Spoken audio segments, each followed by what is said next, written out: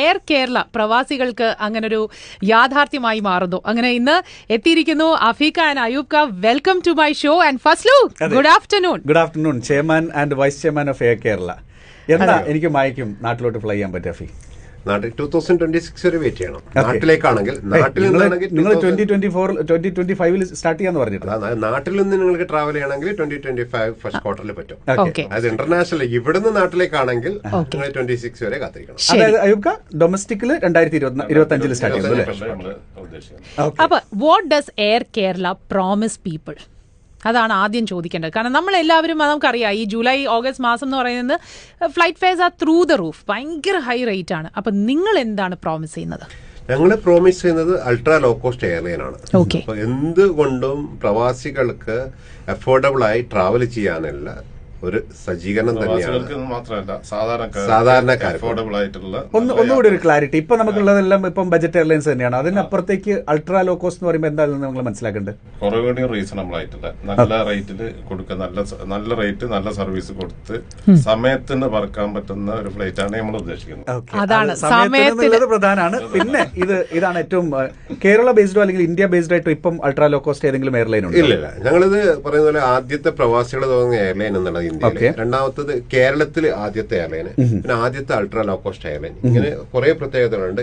ഇനി വരും ദിവസങ്ങളിൽ അത് കുറെ, കാരണം വെച്ചാൽ ബിസിനസ് സ്ട്രാറ്റജി പറയാൻ പറ്റാത്തതുകൊണ്ട് തന്നെ അങ്ങനെ കുറെ പുതുമകളോട് കൂടിയാണ് നമ്മൾ വരാൻ ഉദ്ദേശിക്കുന്നത്. ഇത്രയും കുറഞ്ഞ റേറ്റിലാവുമ്പോൾ നിങ്ങൾക്ക് വിമാന കമ്പനി നിങ്ങൾക്ക് ലാഭം ഒന്നും, നിങ്ങൾ ബിസിനസ് ചാരിറ്റിക്കാണോ ചെയ്യുന്നത്?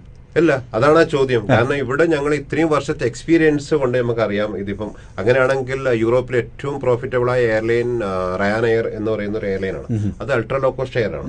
അപ്പോൾ അവരൊക്കെ ഇത്രയും സക്സസ്ഫുൾ ആയി നടക്കുന്നത് അതിന്റെ ഇടയിൽ എന്തെങ്കിലും ഉണ്ടാവും. കാരണം അതിപ്പം പറയുമ്പോൾ നമുക്ക് I can share with any all strategy. പക്ഷെ അതുകൊണ്ട് തന്നെ നമുക്ക് നമ്മുടേതായ ഒരു സ്ട്രാറ്റജി ഉണ്ട്.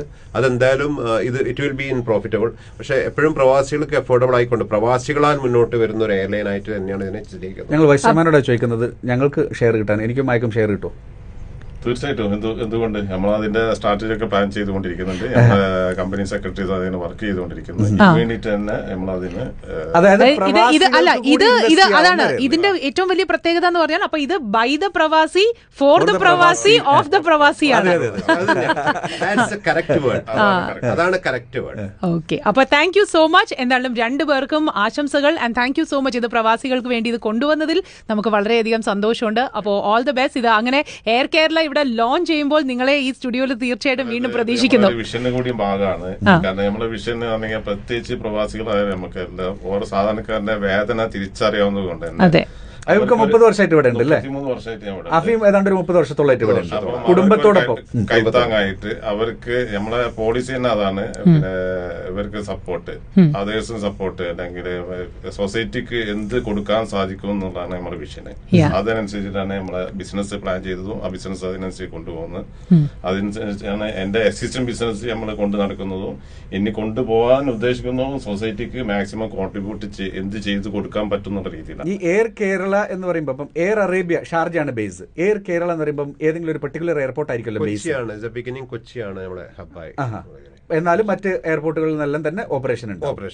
ഓക്കെ, അപ്പൊ നമ്മൾ ഒന്നുകൂടി ചുരുക്കുന്നു. അൾട്രാ ലോ കോസ്റ്റ് പ്രവാസികൾ നടത്തുന്നു. 2025 ഡൊമസ്റ്റിക്, 2026 ഇന്റർനാഷണലിൽ ഫ്ലൈറ്റ് സർവീസ് തുടങ്ങും. Thank you so much. All the very best. Hit 96.7 FM